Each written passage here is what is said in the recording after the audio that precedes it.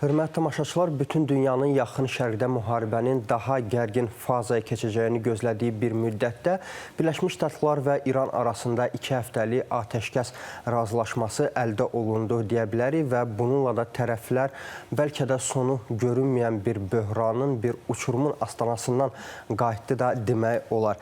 Birləşmiş Ştatlar prezidenti Donald Trump Truth Social şəbəkəsində öz hesabında yazdı ki, tərəflər razılıq əldə edib ilkin olaraq 2 həftəlikdir bu razılaşma, bu atəşkəs və 2 həftə ərzində yenidən danışıqlar aparılacaq Birləşmiş Ştatlar və İran rəsmiləri ilə. Donald Trump bildirib ki, bu müharibədə Birləşmiş Ştatlar qarşısına qoyduğu məqsədlərə tam çatıb və nəinki çatıb, hətta elə bir mövqeydədir ki, Birləşmiş Ştatlar artıq masa arxasında, diplomatik masa arxasında öz şərtlərini belə diktə eləyə bilər. O əlavə edib ki, İran tərəfindən təqdim olunan 10 bəndlik plan hazırda atəşkəs danışıqları üçün əsas olaraq götürülür və məhz bu 10 bəndlik plan ətrafında danışıqlar baş tutacaq. Bu bəyanatdan təxminən bir neçə saat sonra Fransanın AFP media qurumuna müsahibə verib, telefon zəngi vasitəsilə və qeyd edib ki, 100%li qələbə əldə edib Birləşmiş Ştatlar və bu barədə heç bir şübhə yoxdur. Bir sıra suallar ünvanlanıb, istər raket proqramı ilə bağlı, istər İranın uranın zənginləşdirilməsi məsələsi ilə bağlı Donald Trumpa. Donald Trump qeyd edib ki, 2 həftəlik atəşkəs razılaşması çərçivəsində ümumiyyətlə bu barədə razılaşma əldə olunacaq, deyir Donald Trump özündən əmin şəkildə. Jurnalistlər soruşublar ki, bəs əgər razılaşma pozulsa, yenidən İranın elektrik və enerji sistemləri, avadanlıqları, ümumiyyətlə zavodları, məntəqələri ümumiyyətlə hədəf olacaqmı? Donald Trump konkret cavab verməyib bundan bağlı, bir növ yayınıb konkret cavab verməkdən, amma bildirib ki, bunu görəcəksiniz əgər İran razılaşmanı pozsa və yəqin ki, ehtimal etmək olar ki, razılaşma pozulsa, Birləşmiş Ştatlar yenidən öz mövqeyinə qayıdacaq və bildirəcək ki, İranın enerji infrastrukturu növbəti hədəfə çevriləcək. Donald Trump'ın açıqlamalarından sonra biz rəsmi Tehrandan, İrandan oxşar açıqlamaları gördük, biraz fərqlənən açıqlamaları da gördük. Müçtəba Xamneyinin bəyanatı yayıldı İranın dövlət televiziyası vasitəsilə və Müçtəba Xamney qeyd elədi ki, hazırda orduya, Sepaha, silahlı qüvvələrin digər bölmələrinə atəşi dayandırmaq əmri verilib, amma bu müharibənin sonu anlamına gəlmir. Lakin indiki məqamda belə bir razılaşma, bəli, sadəcə atəşkəsdir, 2 həftəlik. Bununla belə İranın bir sıra kütləvi informasiya vasitələri qeyd edirlər ki, texniki olaraq atəşi dərhal dayandırmaq texniki olaraq mümkün deyil. Bununsa bir neçə səbəbləri var. Səbəblərdən bəziləri ondan ibarətdir ki, Sepahın elə bölmələri var ki, onlar muxtar şəraitdə fəaliyyət göstərir. Yəni əlaqə yoxdur. Əlaqə yoxdur onlarla. Onların bəziləri yeraltı yerlərini bilirlər. Bəli, təbii ki, yerlərini bilirlər. Sadəcə təhlükəsizlik tədbirlərini nəzərə alaraq onlarla hər hansı telefon əlaqəsi yoxdur, rabitə əlaqəsi yoxdur. Onlar hazırda yeraltı bunkerlərdə fəaliyyət göstərdikləri üçün onlara bu əmrin gedib çatması üçün İran mediası qeyd edir ki, müəyyən bir vaxtın deməli tələb olunması nəzərdə tutulur. Biz İrandan bir-birindən biraz fərqli açıqlamanın şahidi olduq. Bir tərəfdən İranın Xarici İşlər Naziri Abbas Araqçının açıqlaması var. O qeyd edib ki, 2 həftə ərzində əgər Birləşmiş Ştatlar İrana qarşı, İsraildə təbii ki, İrana qarşı hücumları dayandırsa, Hörmüz boğazı açılacaq və Hörmüz boğazı ətrafında gəmiçiliyin təhlükəsiz keçidi təmin olunacaq bu müddət ərzində. Elə Abbas Araqçının həmin bəyanatında Pakistana təşəkkür bildirilir. Xüsusilə də Pakistanın baş naziri Şahbaz Şərif və həm İranda böyük nüfuza malik olan, həm də Donald Trumpla şəxsi əlaqələri yaxşı səviyyədə olan Feldmarşal Asim Munirə təşəkkür bildirilib və qeyd olunur ki, o ümumiyyətlə bu razılaşmanın əldə olunmasında Şahbaz Şəriflə birlikdə çox əmək sərf eləyib. Paralel olaraq biz İranın Ali Milli Təhlükəsizlik Şurasından nisbətən fərqlənən açıqlama gördük. Ümumiyyətlə, İranın Ali Milli Təhlükəsizlik Şurası elə bir bəyanat yayıb ki, bu İranın bu prosesdə tam qələbəsi anlamına gəlir və İranda bunu qələbə kimi təqdim edilir. Ümumiyyətlə biz müşahidələrimizdən də deyə bilərik ki, atəşkəs razılığı əldə olunandan sonra İranın bəzi şəhərlərində əhali şəhərə çıxaraq bunu qələbə kimi qeyd eləyiblər. Ali Milli Təhlükəsizlik Şurasının qələbə bəyanatına gəlincə, Tehran bəyan eləyir ki, ABŞ onun 10 maddəlik planını qəbul eləyib. Bəs planın əsas elementləri nədən ibarətdir? Bu, təbii ki, Ali Milli Təhlükəsizlik Şurasının mövqeyidir. ABŞ-nin İrana qarşı hücum etməməsi, yaxın günlərdə Hörmüz boğazı üzərində İranın nəzarətinin tam tanınması, yəni bundan sonra İran tam nəzarət eləyəcək Hörmüz boğazındakı gəmiçiliyə, belə hesab eləyirlər. Uranın zənginləşdirilməsinin qəbul edilməsi, bütün sanksiyaların ləğvi İrana qarşı, İranın çəkdiyi zərərin kompensasiyası, yəni bu vaxta qədər hansı dağıntılar baş veribsə bu müharibə ərzində Birləşmiş Ştatlar bunu ödəyəcək deyir Ali Milli Təhlükəsizlik Şurasının bəyanatında deyilir bu. ABŞ qoşunlarının regiondan çıxarılması, Hizbullah daxil olmaqla digər cəbhələrdə müharibənin dayandırılması. Və bu bəyanat... İran tərəfi düşünür ki, Amerika bu şərtləri qəbul eləyəcək. Ali Milli Təhlükəsizlik Şurasının bəyanatında deyilir.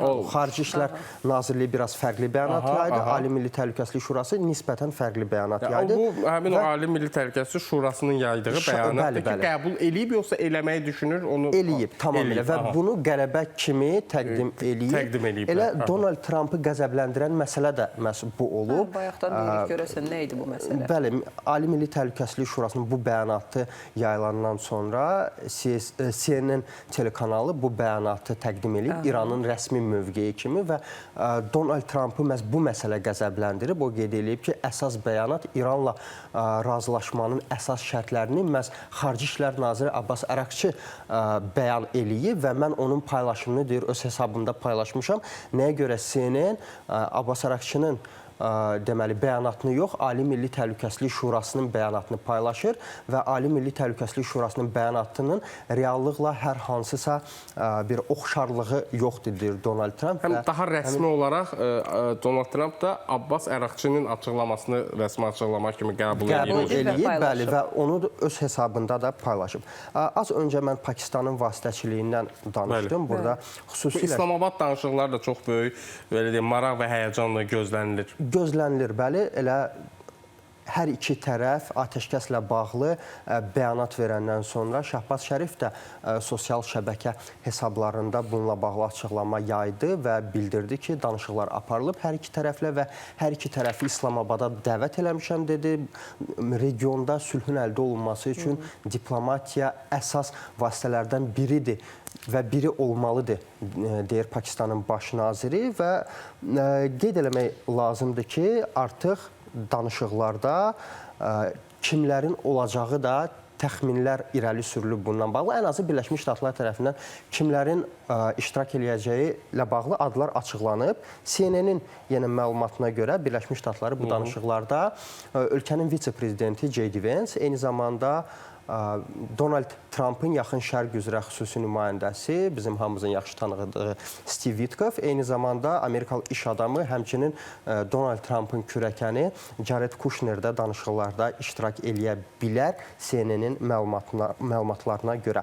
Amma təbii ki, necə deyərlər, bu danışıqlara Birləşmiş Ştatlar administrasiyası da əliboş getmir. İsrail mediası bununla bağlı məlumat yayıb və bu medianın məlumatına görə bəzi şərtləri var Vaşinqton administrasiyasının. Şərtlər nədən ibarətdir?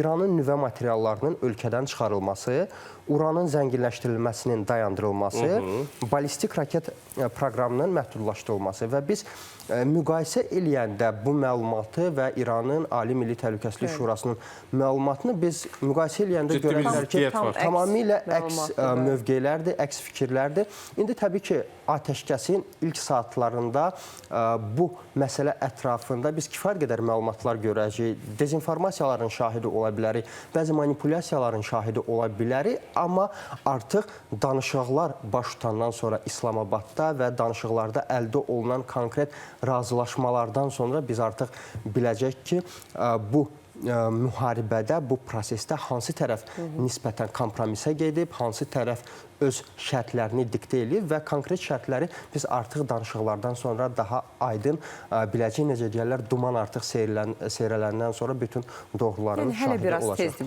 bunlara dəqiq demək üçün. Konkret şərtləri müzakirə eləmək Həm üçün də bu 2 həftə məsələsi var, Süleyman Aynur. Bu 2 həftə, yəni ki, İslamabadda da danışıqlar olacaq və bizi artıq biraz belə deyək, döyüş meydanında gedən döyüşləri gördük, qarşılıqlı raketlər atıldı, müəyyən məsələlər oldu. İndi artıq söhbətlər, qarşılıqlı gedişlər olacaq ki, orada da hərənin öz, belə deyək, mövqeyi olacaq, hərənin öz şərtləri olacaq, danışıqlar necə gedəcək. Bəzən olur, biz görürük ki, danışıqlar hətta dırnaq arasında, bunu məcazi mənada deyirəm ki, müharibənin özündən belə gərgin keçə bilir, xüsusilə belə böyük dövlətlər arasında və görək nə hansı nəticələr əldə olunacaq. və əsas suallardan biri də odur ki, danışıqlardan sonra atəşkəs uzanacaqmı, razılaşma Yoxsa əldə yenidən mi olunacaq? müharibə başlayacaq? Yenidən mi müharibə başlayacaq? Çünki atəşkəsin əldə olunması, danışıqların aparılması heç də müharibənin Bitməsi demək deyil. sonlanması demək deyil. Biz bunun şahidi elə fevralın sonunda müharibə başlamazdan əvvəl də şahidi olduq. Bir neçə dəfə danışıqlar aparıldı. İstər Omanda danışıqlar aparıldı. Birləşmiş Ştatlar və İran rəsmiləri arasında, Steve Witkoff və Abbas Araqçı arasında Cenevrədə danışıqlar aparıldı və orada hər hansısa razılıq əldə olunmadı deyənə müharibə başladı və ona görə də bundan sonraki mərhələdə 2 həftədən sonra müharibənin davam edəcəyini də istisna etmək olmaz. Təbii ki, hər şey danışıqlardan ibarət olacaq və tərəflərin masa üzərinə qoyduqları kartlardan ibarət olacaq. Hansı tərəf bu danışıqlara daha üstün gedir, onu hələ ki biz dəqiq deyə bilmirik, amma yəqin ki, masa arxasında bu olacaq. Təbii ki, bu məsələdə əsas mövqelərdən biri İsrailə məxsusdur. Baş nazir Benyamin Netanyahu əldə olunan razılaşmanı alqışlayıb və qeyd eləyib ki, lakin qeyd eləyib ki, bu atəşkəs Livan ərazisinə şamil olunmur. Buradan elə nəticəyə gəlmək olar ki, İsrail İrana olmasa da İranın regionda olan proksilərinə qarşı zərbələrini və mübarizəsini davam etdirəcək, Livanda yerləşən Hizbullah hədəflərinə zərbələrini və mübarizəsini davam etdirəcək deyə bilərik. Mən qeyd eləmək istəyirəm ki, az öncə mən danışdım Donald Trump'ın AFP-yə müsahibəsində. Orada qeyd elədi ki, Donald Trump Çin də məsələdə böyük rol oynayıb. Nəyə görə?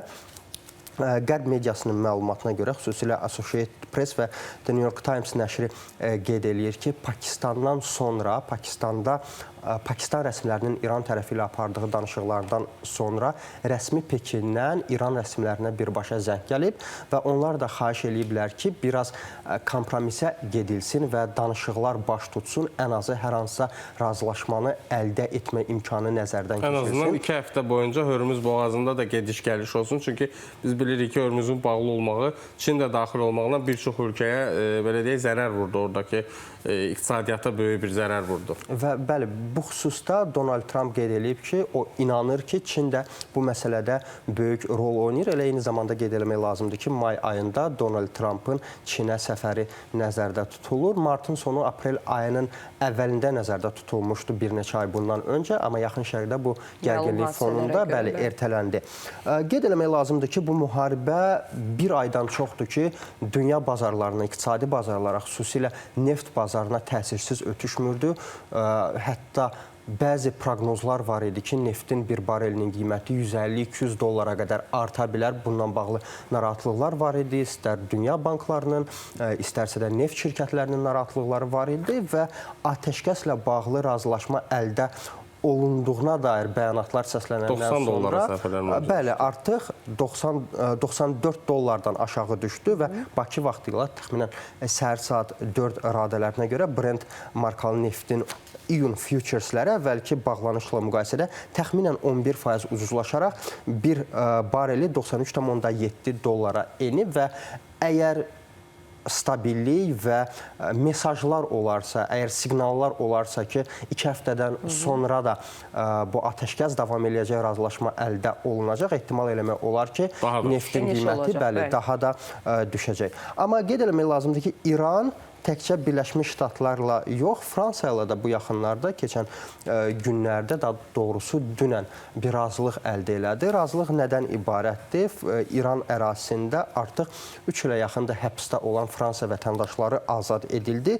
Cecil Kohler və Jack Paris'dən gedir söhbət. Fransa prezidenti Emmanuel Macron bundan bağlı X hesabında paylaşım eləyib və bu məlumat açıqlanandan sonra Fransa parlamentində hətta parlamentarilər bu məlumatı ayaq üstə alqışladı. Amma bu da təbii ki, səbəbsiz deyil. Qarşılıqlı bir növ anlaşma baş tutdu. Elə İran, daha doğrusu Fransada həbsdə olan İran vətəndaşı Məhdiyə İsfəndiyar da azad edildi Fransa rəsmiləri tərəfindən, Fransa hökuməti tərəfindən. Eyni zamanda Fransa Beynəlxalq Ədalət Məhkəməsində İrana qarşı şikayətini də geri götürdü.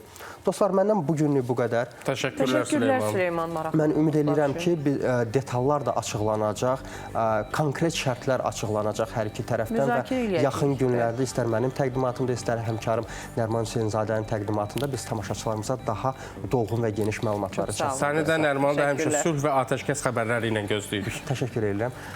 Hörmətli tamaşaçılar, siz isə xəbərin zamanını izləyirdiniz. Dünyada baş verən proseslərdən xəbərdar olmaq üçün daimi olaraq bizi izləməyi unutmayın. Sağ olun, növbəti görüşlərədək.